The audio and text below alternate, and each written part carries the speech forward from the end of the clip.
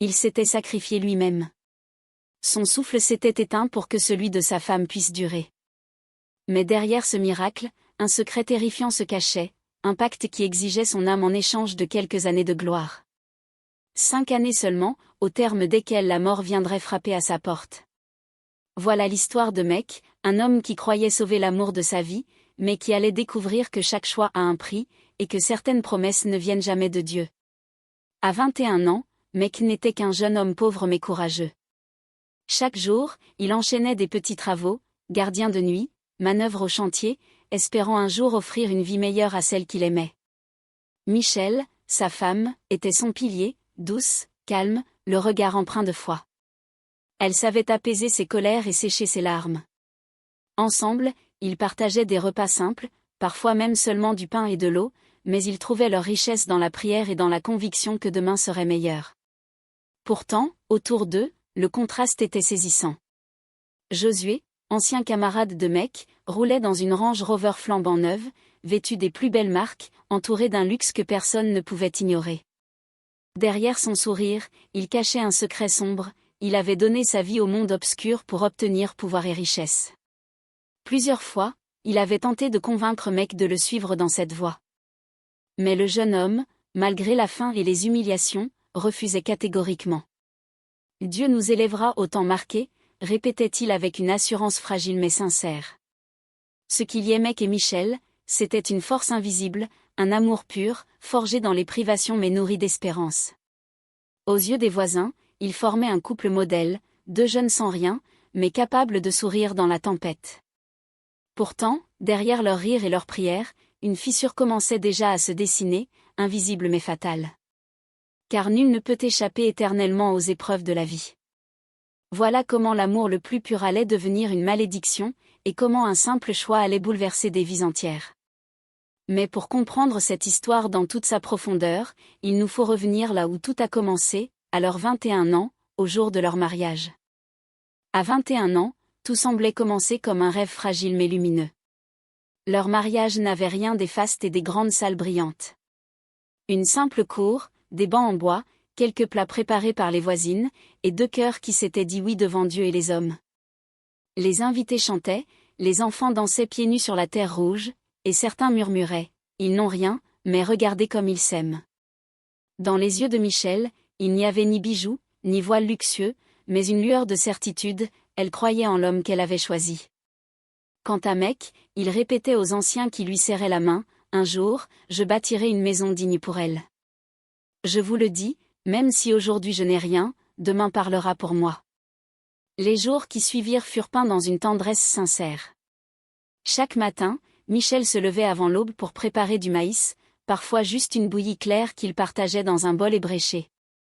Elle fredonnait en cuisine, et souvent, en passant derrière elle, Mec l'enlaçait en murmurant « Même si c'est peu, je suis riche parce que tu es là. » Puis il sortait travailler, souvent comme manœuvre sur un chantier, parfois comme gardien de nuit, rentrant avec à peine de quoi acheter un pain. Mais le soir, ils priaient ensemble, leurs mains serrées, leurs yeux levés vers un ciel qui leur semblait écouter. Dans ces prières, il n'y avait pas de demande folle, juste un murmure « Seigneur, aide-nous à rester debout. » Pour Mec, la dignité valait plus que l'or. « Je préfère mourir debout que vivre à genoux devant l'argent sale », disait-il à ceux qui l'interrogeaient sur ses ambitions. Michel, elle, croyait en un futur simple mais stable, une maison, des enfants, la paix. Tous deux partageaient une conviction inébranlable, Dieu finirait par se souvenir d'eux. Mais déjà, une ombre passait parfois au coin de la rue. Josué, l'ami d'école devenu un homme au regard froid et aux habits importés, roulait dans une Range Rover étincelante. Lors d'une visite, il avait ri en voyant Mec revenir couvert de poussière après une longue journée. « Mon frère, tu t'abîmes pour rien. Tu crois encore que le ciel nourrit les pauvres ? Regarde-moi, j'ai choisi une autre voie. Rejoins-moi, et toi aussi tu connaîtras le pouvoir. » Mec avait levé la main comme pour clore le débat. « Garde tes promesses. J'ai faim, oui, mais je ne vendrai pas mon âme. Dieu nous élèvera, même si toi tu ne crois plus. » Ces paroles étaient prononcées avec force, mais au fond, la vie commençait déjà à montrer ses limites. Car si leur amour brillait comme une flamme, les vents de la pauvreté allaient bientôt souffler plus fort. Et ce fut dans ces petites fissures, entre le pain manquant et les dettes qui s'accumulaient, que naquirent les premières tensions de leur couple. Les lendemains du mariage n'avaient pas effacé la dureté de la vie. Au contraire, ils l'avaient rendue plus tranchante. À 22 ans, Meg rentrait souvent le soir avec les poches vides et la poussière des chantiers collée à son front.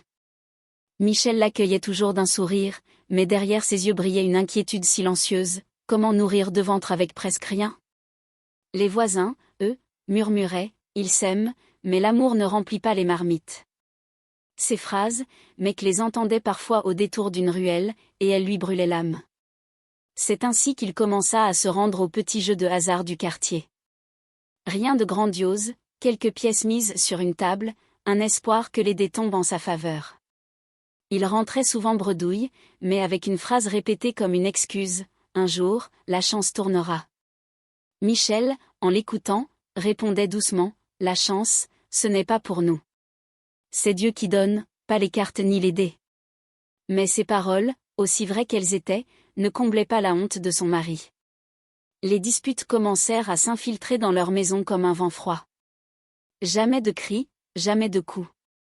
Juste des silences lourds, des regards détournés, des soupirs qui disaient plus que des mots.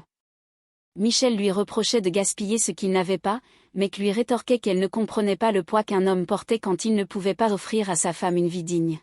« Tu crois que j'aime rentrer les mains vides ? Tu crois que ça ne me tue pas ?» lançait-il parfois, la voix tremblante. Alors Michel posait ses mains sur les siennes et murmurait, « Tu es déjà assez pour moi. Laisse les gens parler, je ne veux pas de l'or, je veux la paix. » Mais le monde extérieur ne cessait de les rappeler à leur misère. Un après-midi, alors que Meg, accroupi, tentait sa chance sur un jeu de rue, une Range Rover s'arrêta. La vitre se baissa, et le rire de Josué fendit le silence. « Mon frère, toujours là à gratter des miettes ? Tu perds ton temps. Accepte ma proposition et tu ne connaîtras plus jamais la honte. » Tous les regards du quartier se tournèrent vers eux. Meg sentit ses joues s'embraser de honte. Il se leva lentement, le regard dur, et répondit d'une voix ferme, « Garde tes richesses, Josué. Moi, je crois encore qu'un jour Dieu me fera grâce. » Josué éclata d'un rire méprisant et fit rugir son moteur, laissant derrière lui un nuage de poussière et une humiliation cuisante. Michel, qui avait observé la scène de loin, rejoignit son mari et posa une main sur son épaule, « Ne l'écoute pas. Tu n'as pas besoin de ce monde-là. » Mais dans les yeux de Meg, un doute grandissait. Combien de temps encore pourrait-il tenir ? Car si la pauvreté détruit doucement les rêves, la maladie, elle, allait bientôt frapper comme un coup près. Tout commença par des signes discrets, presque banals. Michel se plaignait de petites fatigues, de vertiges passagers. « C'est sûrement la faim, » disait Meg pour la rassurer, en lui tendant le peu qu'il avait gagné pour qu'elle mange plus que lui.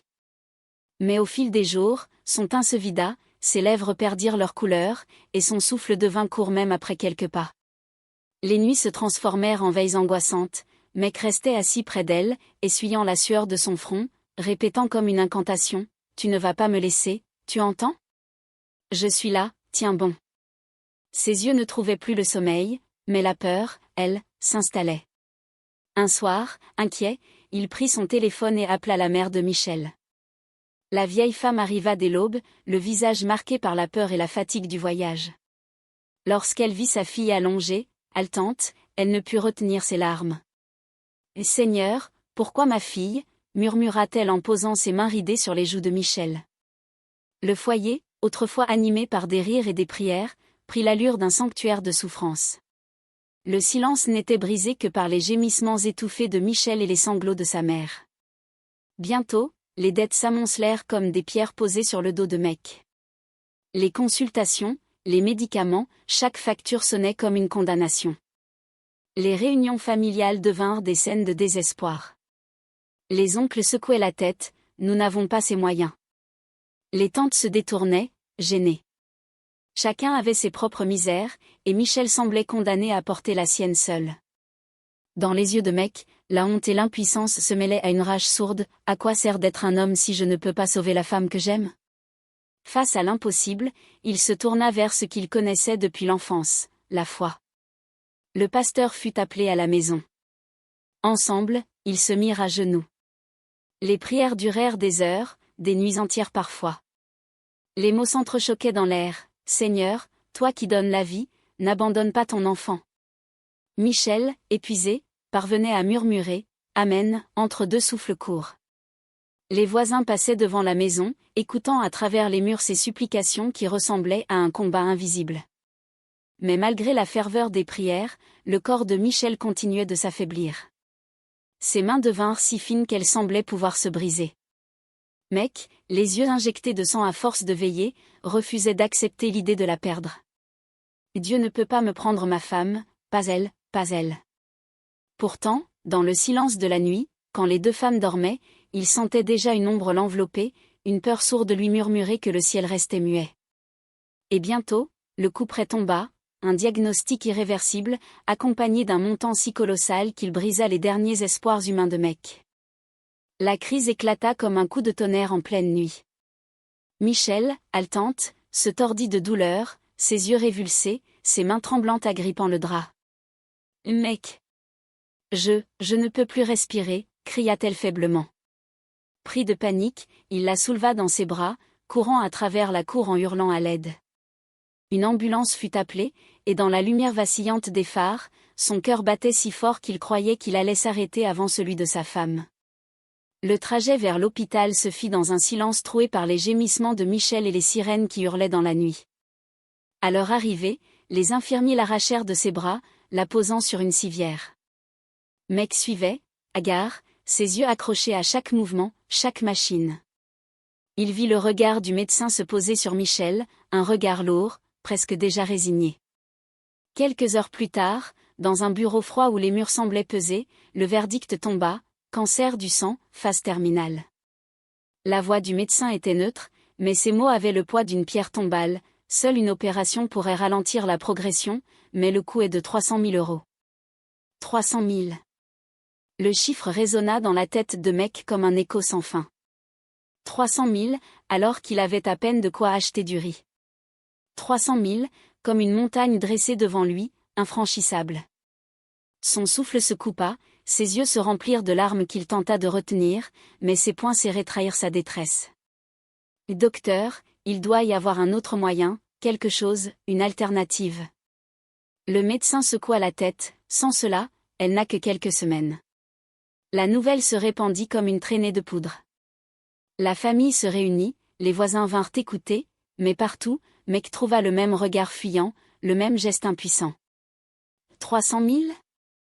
C'est impossible, disait-on. Les oncles évoquèrent leurs propres dettes, les cousins se cachèrent derrière leur misère. Même les plus proches refusèrent, « Nous t'aimons, mais qui peut sortir une telle somme ?» Alors commença une course désespérée. Mec alla frapper aux portes des banques, des commerçants, même de certains usuriers.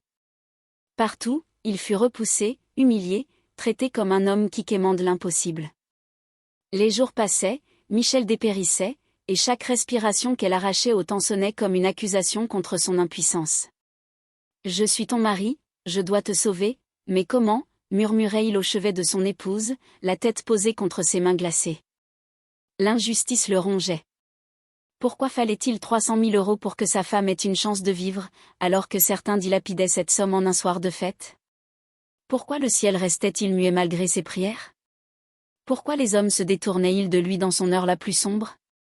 Ce soir-là, alors qu'il marchait seul dans la cour de l'hôpital, les larmes brouillant sa vue, un nom traversa son esprit comme une tentation irrésistible, Josué. L'homme qu'il avait toujours repoussé. L'homme dont les richesses avaient une odeur obscure.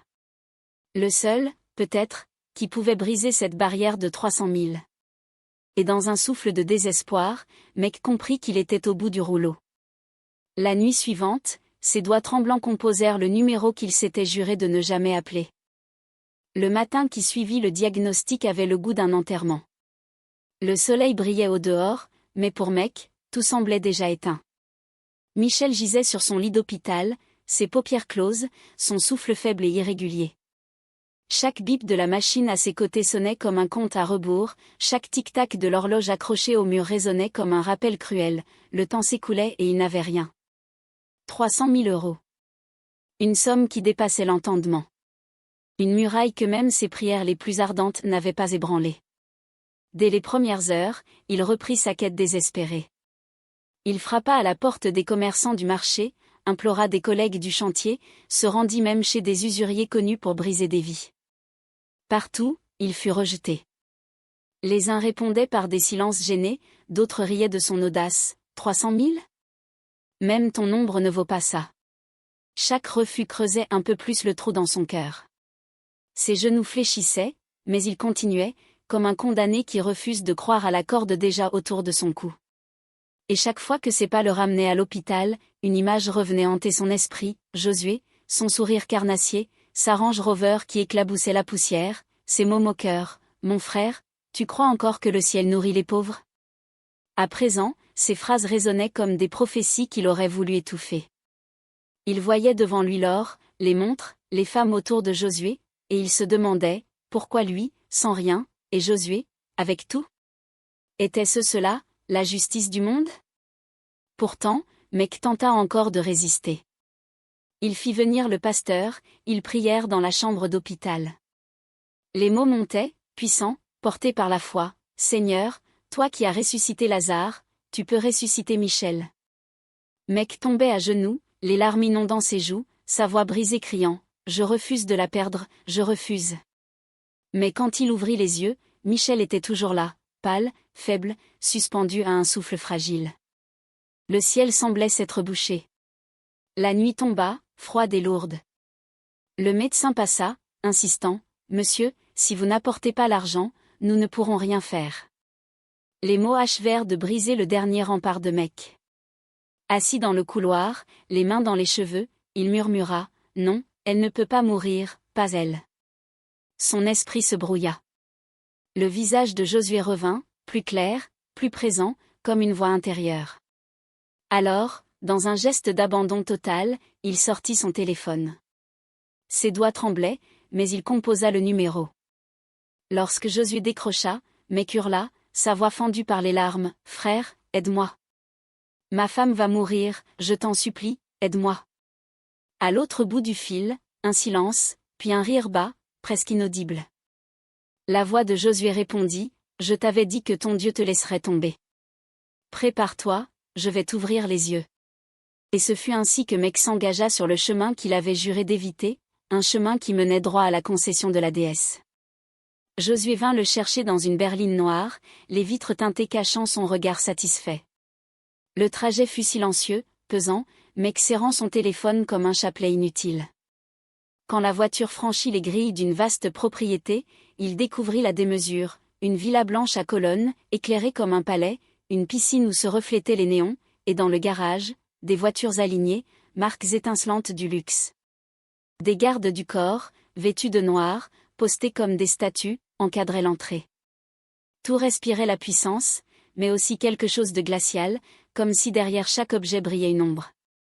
Josué, le sourire figé, l'introduisit sans un mot dans une pièce obscure. Les odeurs changèrent brusquement, l'air se fit lourd, saturé d'encens.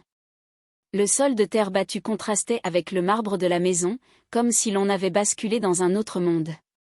Là, au centre, une femme se tenait, immobile, le visage à moitié voilé. Ses yeux, deux lueurs froides, fixaient Mec comme s'il scrutait son âme. La déesse ricana, un son qui fit vibrer les murs. D'un geste lent, elle pointa une toile suspendue. Mec y vit Michel, allongé à l'hôpital, le visage blême, un souffle à peine perceptible. À ses côtés, sa belle-mère sanglotait, les mains serrées contre son cœur. L'image vibrait, si réelle qu'il tendit la main. « Non. Sauve-la. Elle est tout pour moi, » cria-t-il, la voix fendue par la peur et l'amour.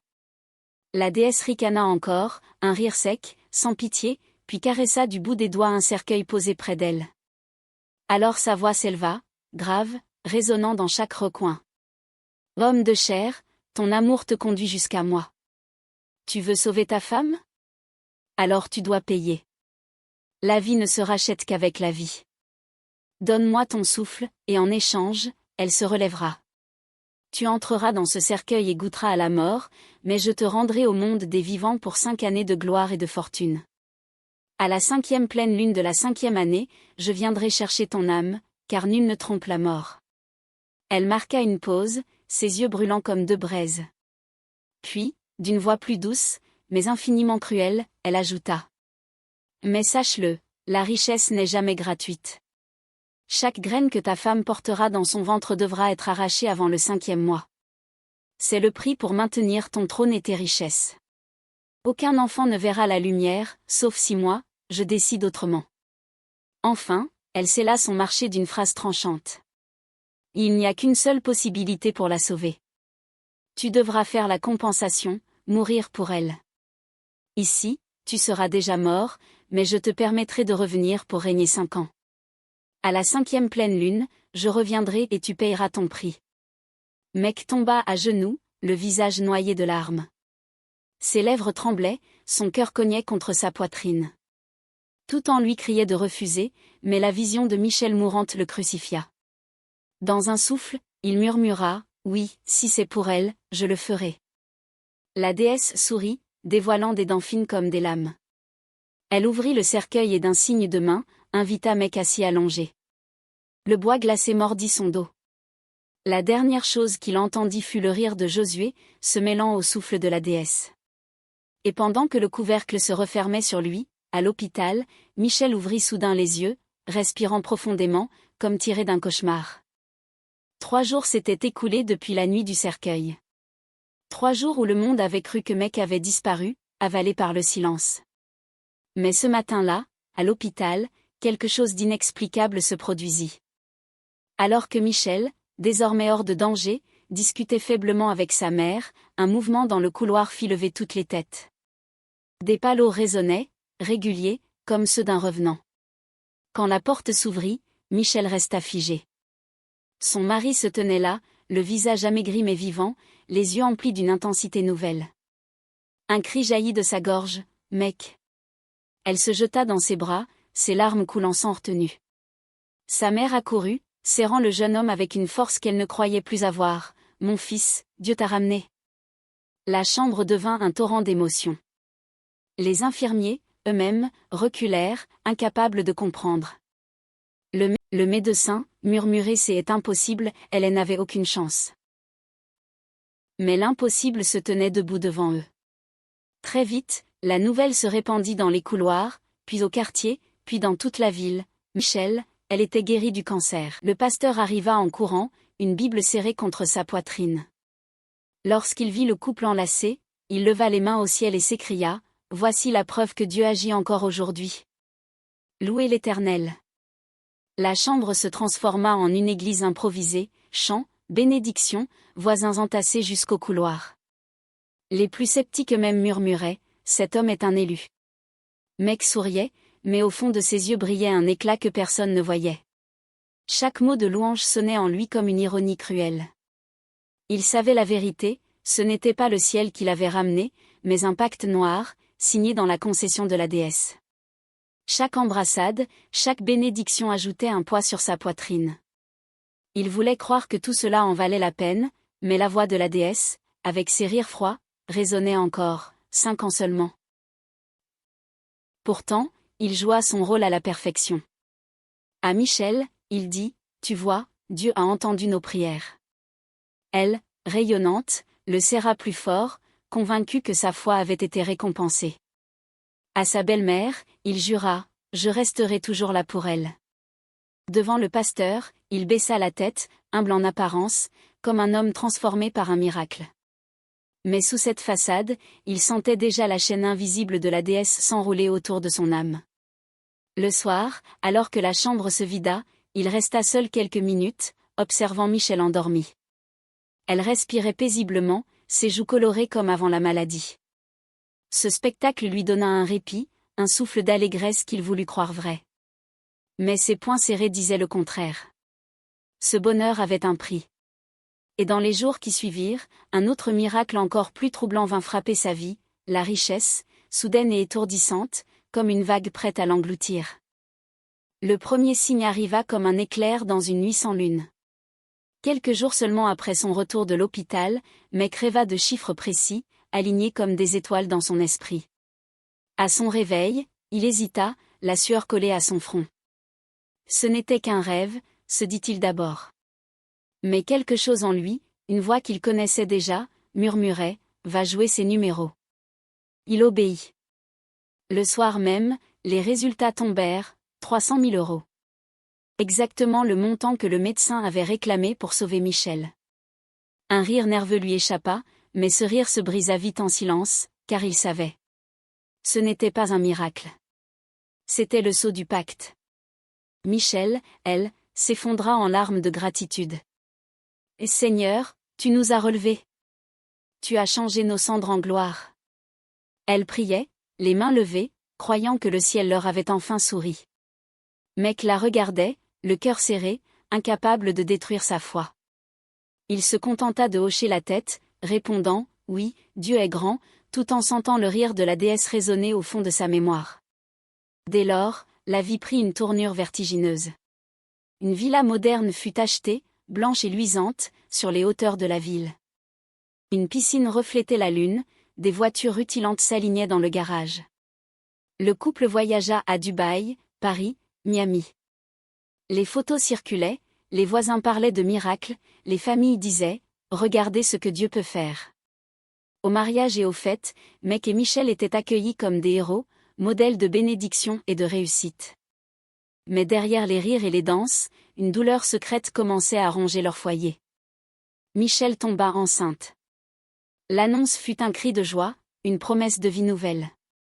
Pourtant, au 5e mois, tout s'écroula, une fausse couche brutale, sang et larmes mêlés. Mec se tenait au chevet de sa femme, la gorge nouée, incapable d'expliquer ce qu'il savait. Dieu a ses raisons, murmurait-il, les yeux baissés. Michel, en pleurs, serrait sa main, répétant « Pourquoi nous, Seigneur ? Pourquoi ?» Le cauchemar se répéta. Une deuxième grossesse, un deuxième espoir brisé au même mois, un deuxième drame. Chaque fois, Michel se demandait ce qu'elle avait fait pour mériter une telle malédiction. Chaque fois, Mec portait seul la vérité comme une croix invisible. Dans les salons, ils souriaient, leurs habits éclatants dissimulant les cicatrices de leur nuit. Mais dans leur chambre, Michel pleurait en silence, et Mec, les poings serrés, entendait la voix de la déesse, la richesse a un prix. Pour le monde, ils incarnaient la réussite, les bénis, les élus. Mais pour eux, chaque éclat de champagne avait un arrière-goût amer, chaque photo rayonnante cachait une cicatrice. Jusqu'au jour où, contre toute attente, Michel sentit de nouveau la vie bouger en elle, une grossesse qui allait bouleverser la règle cruelle du pacte. Quand Michel annonça à Mec qu'elle attendait de nouveau un enfant, son sourire fragile fut comme une étincelle dans l'obscurité. Ses yeux brillaient, elle caressait doucement son ventre, murmurant « Cette fois, je le sens, Dieu nous a exaucés ». Dans sa voix, une note d'espérance renaissait, comme si les fausses couches passées n'étaient que des épreuves balayées par la grâce. Mais dans le cœur de Mec, l'espoir et l'angoisse s'entrechoquaient comme deux lames. Il souriait pour elle, il posait sa main sur son ventre, mais à l'intérieur de lui, une seule phrase résonnait, « Le 5e mois viendra ». Chaque jour devint une lutte silencieuse. Michel, pleine de tendresse, décorait déjà une petite chambre, rêvant d'un berceau et de rires d'enfant. Elle parlait du prénom, des habits, des fêtes de naissance. Mec, lui, hochait la tête, mais ses nuits étaient hantées. Dans ses cauchemars, il voyait des ombres s'approcher du lit de Michel, leurs mains invisibles arrachant la vie avant qu'elle n'éclose. Au réveil, il s'essuyait le front trempé de sueur, murmurant seul « Seigneur, pardonne-moi ». Michel remarquait son trouble. « Tu es inquiet ?» lui demandait-elle parfois. Il répondait « Non, je pense juste à tout ce qu'il faut préparer ». Elle souriait, croyant à son dévouement, sans imaginer le gouffre qui se creusait en lui. Sa joie fragile contrastait avec la paranoïa qui rongeait son mari. Puis vinrent les premiers signes troublants. Les nuits, Michel entendait des bruits étranges dans la maison, des grincements, des chuchotements qu'elle attribuait au vent. Une fois, elle se réveilla en sursaut, persuadée qu'une silhouette s'était assise près de son lit. Mec bondit, parcourut la chambre, mais ne trouva rien. Pourtant, lui aussi ressentait ses présences, une odeur d'encens amer, un souffle froid passant sur sa nuque alors qu'il veillait Michel. La déesse ne restait pas loin, elle surveillait. Les semaines s'écoulaient, le ventre de Michel s'arrondissait, et avec lui grandissait une peur insoutenable. Chaque jour de plus était un défi contre la loi du pacte. Chaque rire de Michel sonnait comme un défi lancé au destin, mais chaque silence nocturne lui rappelait que la hache pouvait tomber à tout moment. Meg se retrouva un soir seul dans le salon, les mains crispées sur sa tête, murmurant « Si elle perd encore, elle mourra avec ». Ses yeux injectés de sang fixaient le vide. La culpabilité le déchirait, il avait vendu l'avenir de leurs enfants avant même qu'ils ne naissent. Et pourtant, il n'avait pas la force de l'avouer à Michel, de briser son sourire fragile. Jusqu'au jour où le sang et les larmes cédèrent la place à un autre destin, un accouchement violent, douloureux, qui allait bouleverser les règles mêmes du pacte. La nuit de l'accouchement fut une nuit de tempête, même sans pluie. Michel criait, ses mains agrippant les draps avec une force désespérée. Son visage ruisselait de sueur, ses yeux se révulsaient par moments, et sa poitrine se soulevait comme si chaque souffle était le dernier. Les sages-femmes se bousculaient, l'une murmurant « Nous la perdons », tandis qu'une autre appelait déjà pour du sang. Dans le couloir, Meg tournait en rond, le visage blême, le cœur frappant ses côtes comme un tambour funèbre. Les gémissements de Michel, entrecoupés de prières tremblantes, emplissaient tout l'espace. « Seigneur, ne m'abandonne pas ». Puis vint un silence terrifiant. Michel s'effondra, ses lèvres bleues, son souffle presque éteint. Les sages-femmes secouaient sa poitrine, appelaient son nom. « Michel. Tiens bon. » Les minutes s'étiraient comme des heures, la frontière entre la vie et la mort se brouillant. C'était comme si une main invisible tirait déjà son âme, et dans le couloir, Meg, les yeux fous, murmurait « Pas elle, pas maintenant ». Et soudain, un cri. Un cri d'enfant, perçant, strident, qui fendit l'air comme un éclair dans l'orage. Puis un deuxième, plus doux, presque fragile, qui se mêla au premier comme une mélodie dissonante. Deux vies venaient de jaillir là où la mort régnait encore. Michel, inerte quelques secondes, reprit son souffle dans un râle profond, ses yeux s'ouvrant lentement. Ses mains, tremblantes, cherchèrent à toucher ce qu'elle entendait. Les sages-femmes, éberluées, tinrent dans leurs bras deux nouveau-nés, un garçon et une fille. Le premier hurlait avec une force inhabituelle, ses petits poings serrés comme s'il voulait déjà se battre contre le monde. La seconde, silencieuse par instants, fixait l'entourage de ses grands yeux, étrangement éveillés pour un nouveau-né. « Ce sont des jumeaux », chuchota l'une d'elles, incapable de cacher sa stupeur. La nouvelle fit éclater une joie immédiate. La famille, les voisins, tous accoururent, chantant, dansant, louant Dieu pour ce miracle. Michel, épuisée mais souriante, serra ses enfants contre elle, répétant entre deux larmes « Merci Seigneur, tu nous as visités ». Mais Meg, au milieu des acclamations, sentit son sang se glacer. Car en observant les nouveau-nés, il remarqua des détails qui échappaient aux autres. Sur l'épaule du garçon, une petite tache sombre, ronde, semblable à une lune éteinte. Sur la poitrine de la fille, une cicatrice rougeâtre qui semblait marquer sa chair comme une écriture invisible. Les cris des enfants, parfois, résonnaient étrangement, comme s'ils portaient un écho venu d'ailleurs. Et lorsqu'il prit le garçon dans ses bras, un frisson glacial remonta le long de son dos, la même sensation qu'il avait ressentie dans la concession, près des cercueils. Il força un sourire, serrant les enfants contre lui, car tout le monde les regardait. Mais au fond de lui, il comprit, la déesse avait décidé. Elle avait laissé ses deux vies s'arracher à la loi du pacte, mais pas sans empreinte. Ces enfants n'étaient pas seulement un cadeau, ils étaient aussi un rappel, une promesse sombre que rien n'était fini. Et tandis que les chants de célébration emplissaient la maison, une autre étape s'ouvrait pour eux, un retour triomphal en Afrique, où la gloire et les illusions viendraient recouvrir ces cicatrices invisibles. Le retour en Afrique prit des allures de triomphe antique. À 28 ans, Meg et Michel organisèrent ce que beaucoup appelèrent le mariage de la décennie. Non pas celui de leurs 21 ans, modeste et discret, mais une célébration somptueuse, où la gloire semblait enfin avoir récompensé leur patience. Des voitures de luxe en file indienne escortaient le couple, des caméras de chaînes locales retransmettaient la fête, et des invités venus de loin, vêtus de leurs plus beaux habits, se pressaient pour assister à ce spectacle. Dans une immense salle décorée de cristaux et de fleurs rares, Michel, radieuse dans une robe étincelante, tenait la main de Meg, l'homme qui, aux yeux du monde, avaient prouvé que rien n'était impossible. Les affaires prospéraient aussi rapidement que leur réputation. Des villas achetées et revendues, des entreprises créées, des investissements fructueux. Partout où il allait, Mec était accueilli comme un modèle, le gardien de nuit devenu magnate, titraient les journaux. On l'invitait aux conférences, aux plateaux télévisés, aux dîners mondains. Les jeunes l'admiraient, les anciens le respectaient. Même les pasteurs, ignorant tout du pacte, bénissaient son parcours, affirmant « Voilà ce que Dieu peut faire ». Michel, toujours pieuse, y voyait l'accomplissement de ses prières. Elle témoignait devant des assemblées, parlant des épreuves traversées et de la victoire obtenue. Dans son cœur, elle croyait sincèrement que leur richesse était un signe divin. Elle s'habillait de soie et de perles, mais gardait l'humilité de son sourire. Mec la laissait parler, la regardait avec tendresse, mais ses yeux, parfois, trahissaient un vide que personne ne comprenait. Car sous les paillettes et les acclamations, une autre réalité se cachait. Les nuits de fête, les verres de champagne, les applaudissements des foules ne parvenaient pas à couvrir le grondement sourd de son angoisse. Chaque rire lui paraissait creux, chaque danse une mascarade.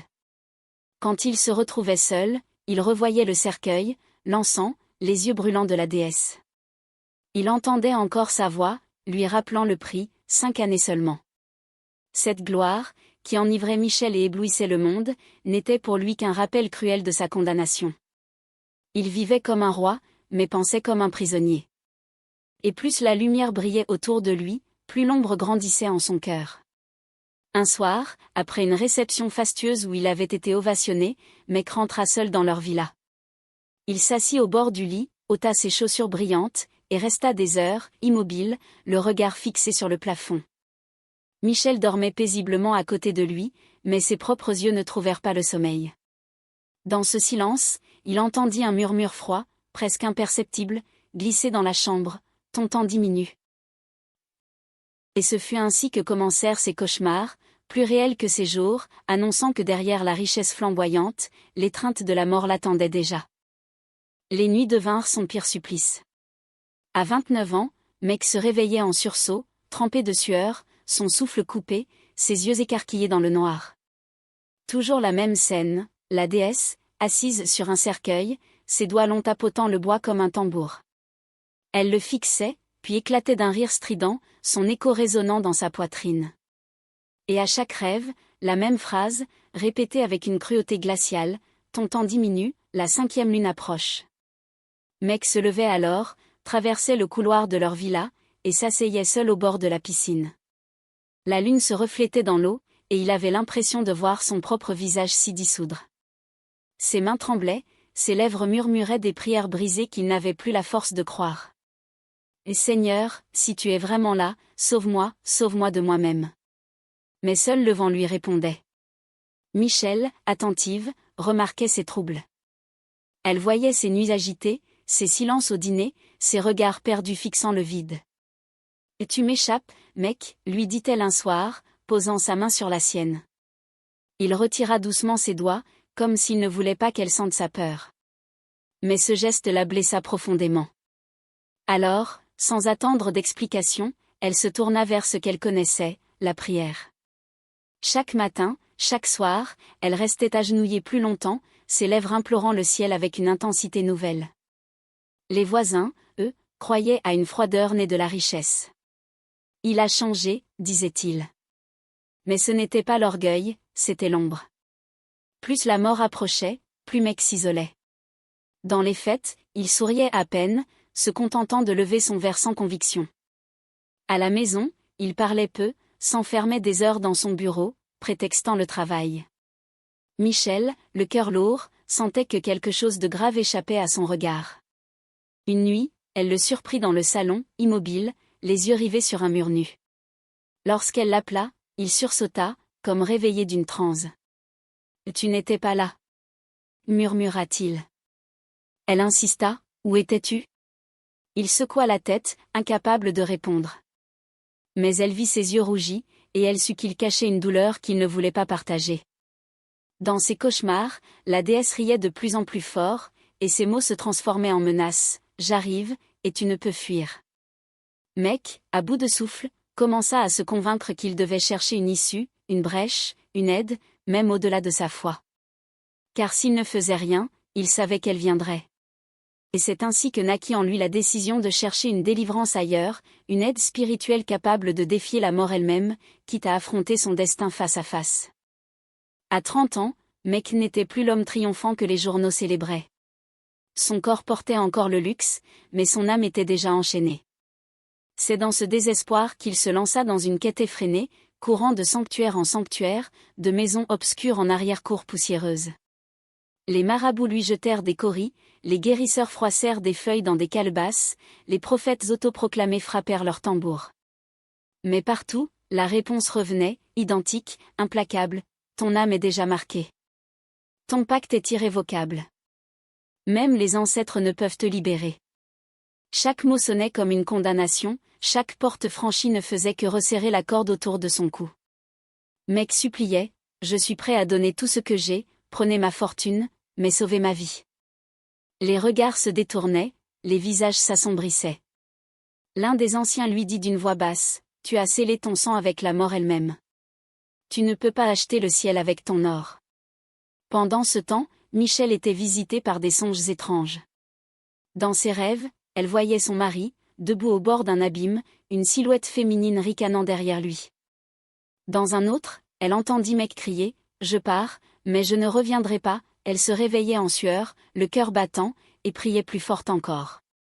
Jusqu'à ce qu'une nuit, la vision fut claire, son mari enfermé dans un cercueil, la déesse posant sa main sur son front. Ce rêve lui brisa le voile. Elle comprit qu'il cachait quelque chose. Le lendemain, elle le confronta, ses yeux rouges de larmes. « Dis-moi la vérité, mec. Que as-tu fait ?» Il détourna le regard, mais elle insista, sa voix tremblante, « Si tu m'aimes, ne me cache plus rien. » Alors, il craqua. Les mots sortirent comme un torrent, brisés, sanglotés, le pacte, le cercueil, les 5 années, les grossesses sacrifiées. Tout. Michel chancela, frappé par la révélation. « Et tu m'as sauvé, en me condamnant, » cria-t-elle, la douleur dans chaque syllabe. Mec tomba à genoux devant elle, les mains jointes, suppliant, « Pardonne-moi, je ne pouvais pas te laisser mourir. » Elle recula, partagée entre colère et compassion. Son cœur se serrait, mais son âme cherchait une issue. Elle posa ses mains sur sa tête et dit, en pleurant, « Tu as vendu ton âme, mais je me battrai pour elle. » Ils prièrent ensemble cette nuit-là, pour la première fois dans une vérité nue. Pas pour la richesse, pas pour le luxe, mais pour une seule chose, le salut de Mec. Les murs de la maison vibrèrent de leurs cris, de leurs larmes, de leurs invocations. Mais même dans ce feu de prière, Mec entendait au loin le rire de la déesse. Et pendant qu'ils se tenaient ainsi, le temps avançait inexorablement, les préparant à la nuit fatale où la promesse de la 5e lune viendrait frapper à leur porte. La 5e pleine lune s'était levée, ronde et implacable, éclairant la villa comme un témoin silencieux. L'air était lourd, presque irrespirable, chaque arbre autour de la maison semblant retenir son souffle. Michel, déjà prévenu par ses rêves, avait transformé la maison en sanctuaire. Depuis 3 jours, elle veillait, priant sans relâche, invitant des fidèles à se joindre à elle. Dans le salon, les chants s'élevaient, les mains frappaient, les cœurs imploraient. Mais derrière la ferveur, une peur sourde envahissait chaque recoin. Les signes de la présence de l'ombre se firent bientôt visibles. À minuit, une rafale glaciale traversa les couloirs, faisant claquer les portes malgré qu'elles soient fermées. Les bougies allumées pour la prière se mirent à vaciller tout ensemble, certaines s'éteignant brusquement. Un parfum âcre d'encens, semblable à celui de la concession de la déesse, envahit l'air. Michel tressaillit, mais redoubla ses prières, sa voix ferme malgré ses larmes, « Seigneur, ta lumière est plus forte que toutes les ténèbres. » Puis l'impensable arriva. Une silhouette féminine apparut au milieu du salon, sombre et scintillante à la fois, ses yeux brûlants comme 2 braises. C'était elle, la déesse, venue réclamer son dû. Le sol vibra sous ses pas, et sa voix résonna, glaçante, « Je viens chercher ce qui m'appartient. » Tous les fidèles présents reculèrent, certains tombèrent à genoux, incapables de soutenir son regard. Michel, tremblante mais debout, s'interposa. Elle éleva sa voix plus fort que les chants, « Tu ne toucheras pas à mes enfants. » Alors commença une lutte invisible mais palpable. La déesse avançait, ses rires résonnants, et chaque rire faisait trembler les murs. Michel priait, frappant le sol de ses mains, appelant le nom de Dieu avec une intensité qui fit pleurer ceux qui l'écoutaient. Des éclats de lumière semblaient jaillir de sa bouche, repoussant un instant l'ombre. Les enfants, endormis dans leur chambre, furent secoués par des cris étranges. Michel accourut, se tenant devant leur porte comme un bouclier. « Tu ne les toucheras pas » cria-t-elle, ses larmes ruisselant, son corps frêle tremblant sous la pression spirituelle.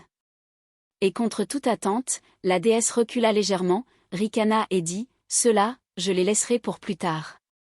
Mais lui, personne ne peut me le disputer. » Mec, au milieu de la scène, était à genoux, incapable de bouger, comme paralysé. Ses yeux, noyés de peur, cherchaient ceux de Michel. « Pardonne-moi. » souffla-t-il, avant que la déesse n'avance sa main glaciale vers lui. Michel cria, ses prières atteignant un paroxysme, mais la main sombre ne s'arrêta pas. Dans un souffle, la déesse déclara « Ton temps est fini. » Un vent violent traversa la maison, renversant les chaises, éteignant les bougies. Le corps de Mec s'effondra, inerte, ses yeux vides fixant le plafond. Michel hurla, sa voix se brisant en 1000 morceaux, tandis que la déesse disparaissait dans un rire qui résonna longtemps dans les murs. Et dans ce silence glaçant, après le départ de l'ombre, ne restait plus que le corps sans vie de Mec, les sanglots de Michel, et les enfants marqués pour un destin qu'ils n'avaient pas choisi. Le silence après la tempête fut plus effrayant que la scène elle-même. Le corps de Mec gisait immobile au sol, ses yeux ouverts fixant un plafond qu'il ne voyait plus. Mais ce n'était pas seulement un corps sans vie, c'était un vide étrange, un souffle éteint. Tous ceux présents ressentirent le départ, comme si l'air lui-même avait été aspiré hors de ses poumons. Certains jurèrent avoir vu, juste avant son dernier souffle, une brume noire s'élever de sa poitrine, ondulant comme une fumée avant de disparaître dans l'obscurité. C'était l'âme arrachée, emportée sans retour. Michel tomba à genoux près de lui, ses mains secouant son visage, ses larmes tombant sur ses joues froides. « Non, Mec. Reviens. Tu ne peux pas me laisser, » cria-t-elle, sa voix brisée. Ses yeux, emplis de rage et de désespoir, se levèrent vers l'espace où la déesse avait disparu. « Pourquoi lui ? Pourquoi pas moi » hurla-t-elle, frappant le sol de ses poings. Dans ce cri, il y avait tout, l'amour, la trahison, la douleur, la révolte contre un destin scellé. La famille, les voisins et les fidèles qui avaient assisté à la scène restaient paralysés. Certains reculaient, effrayés d'avoir vu la main invisible de la mort. D'autres pleuraient en silence, choqués par ce départ brutal. Les gardiens de la villa, ces hommes forts et impassibles, avaient baissé la tête, incapables de soutenir le regard de Michel. Tous savaient que quelque chose d'inexplicable venait de se produire, mais personne n'osait en parler. Le vide dans la maison devint assourdissant. Là où résonnaient autrefois des chants de louanges, il n'y avait plus que des échos de sanglots. La villa, autrefois orgueilleuse et éclatante de lumière, sembla soudain s'assombrir, chaque pièce portant la trace de cette nuit. Les murs, encore marqués par les flammes des bougies éteintes, semblaient suinter d'un silence glacé. Michel resta longtemps agenouillé, tenant le corps de son mari contre elle, refusant de l'abandonner. Sa voix était devenue un murmure. « Tu avais promis de rester, pourquoi as-tu tenu parole à la mort et pas à moi ?» Personne n'osa la toucher, personne n'osa lui retirer le corps. C'était comme si le temps s'était figé autour d'elle. Quand finalement le corps fut emporté, la maison sembla s'effondrer intérieurement. Les pleurs des enfants, réveillés par le chaos, résonnaient dans les couloirs, un rappel cruel de ce que Mec avait laissé derrière lui. Michel, les yeux gonflés et vides, les prit dans ses bras, chuchotant « Vous êtes tout ce qu'il me reste. » Mais au fond d'elle, elle savait que ce n'était que le commencement d'une détresse plus vaste, d'une vie marquée par l'absence, par le combat invisible qu'elle devrait désormais mener seule. Après la disparition de Mec, la maison perdit son éclat. Les rideaux restaient tirés, les voitures de luxe stationnaient comme des reliques muettes, et les murs qui avaient vu tant de fêtes n'abritaient plus que des prières haletantes. Michel survécut à cette tragédie, mais elle n'était plus la femme tendre d'autrefois. Elle devint une combattante silencieuse, une mère guerrière. Chaque jour, elle se levait avant l'aube, agenouillée, invoquant la protection divine sur ses enfants. Elle priait comme si chaque souffle de ses jumeaux était une bataille arrachée au destin. Les conséquences matérielles ne tardèrent pas. Certains amis, autrefois attirés par la gloire de Mec, disparurent sans un mot. D'autres chuchotaient, insinuant que sa mort avait quelque chose de mystérieux, d'inavouable. Les voisins racontaient que la maison était maudite, que les murs résonnaient encore de cris la nuit. Michel avançait la tête haute, mais son cœur saignait à chaque rumeur, à chaque regard accusateur. La richesse, jadis source de fascination, devint un poids amer, rappel constant du prix payé. Les jumeaux, Michael et Mecana, grandissaient sous ce fardeau. Dès leur plus jeune âge, ils portaient des signes étranges, la tache sombre sur l'épaule du garçon, la cicatrice rouge sur la poitrine de la fille. Parfois, en pleine nuit, ils se réveillaient en sursaut, criant qu'ils avaient vu une femme rire au pied de leur lit. Michel les serrait contre elle, récitant des psaumes, les couvrant de larmes et de prières. Mais elle savait, la marque du pacte poursuivait encore ses enfants. Pourtant, au lieu de céder au désespoir, Michel se fit guide. Elle parlait peu en public, mais ceux qui venaient chez elle la voyaient comme une femme forte, brûlée par la douleur mais transfigurée par la foi. Elle enseignait à ses enfants que l'amour véritable ne se prouvait pas par des sacrifices tordus, mais par la patience et la lumière. Elle savait que le chemin serait long, peut-être semé d'embûches spirituelles, mais elle avait décidé de se battre. Le message de son histoire s'inscrivait dans chaque parole qu'elle murmurait aux jumeaux. Votre père a cru que l'amour pouvait s'acheter par la mort, mais l'amour qui pactise avec l'ombre devient une malédiction. C'est à nous, maintenant, de transformer cette douleur en force. Et dans le silence de ces nuits, alors qu'elle veillait ses enfants endormis, elle sentait parfois une présence rôder, comme une brise froide traversant la chambre. La lutte n'était pas terminée. Mais désormais, elle n'était plus une femme naïve. Elle était une sentinelle, une mère prête à affronter l'ombre pour préserver ce qu'il restait de lumière. Car l'histoire de Mec n'était pas seulement celle d'un homme perdu, c'était un avertissement. L'amour le plus pur, s'il pactise avec l'interdit, peut se transformer en héritage maudit. Mais face à la malédiction, la lutte continue, et peut-être, un jour, la rédemption. L'histoire de Mec est celle d'un chemin qui commence dans la foi et la pauvreté, et qui se termine dans la gloire empoisonnée et la perte. À 21 ans, il croyait qu'aimer sa femme et travailler dur suffirait à bâtir un avenir. Mais lorsque la maladie emporta Michel au seuil de la mort, son amour se mua en désespoir. Ce qui aurait dû être sa plus grande preuve d'attachement devint son plus lourd fardeau, il échangea son âme contre la survie de celle qu'il aimait, et cet acte d'amour se transforma en pacte funèbre. La richesse vint, éclatante, excessive, aveuglante. Villa, voiture, voyage, tout le quartier crut au miracle. Mais derrière les rires et les fêtes se cachait une vérité insoutenable, chaque grossesse perdue, chaque nuit de cauchemar, chaque sourire forcé rappelait que ce succès n'était qu'un mirage construit sur un sacrifice. L'amour, en croyant défier la mort, avait ouvert la porte à une malédiction. Michel, elle, survécut. Non pas en spectatrice, mais en combattante.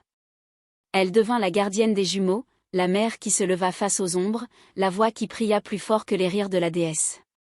Sa vie ne fut plus faite de fêtes ni de richesses, mais de veille, de larmes et de prières. Elle porta seule le poids du secret et la mémoire d'un mari qui l'avait sauvée, en s'abandonnant à la mort. La dernière image est celle d'une nuit calme. Michel se tient au bord d'une piscine vide, ses 2 enfants serrés contre elle. Leurs petites mains dans la sienne tremblent, mais elle se dresse, immobile, face au ciel. La lune pleine brille au-dessus d'eux, rappel cruel de la promesse de la 5e lune, mais aussi symbole d'un combat qui continue. Son regard fixe l'horizon, où ombre et lumière se confondent. Et le spectateur reste suspendu à cette question, jusqu'où peut-on aller, au nom de l'amour ?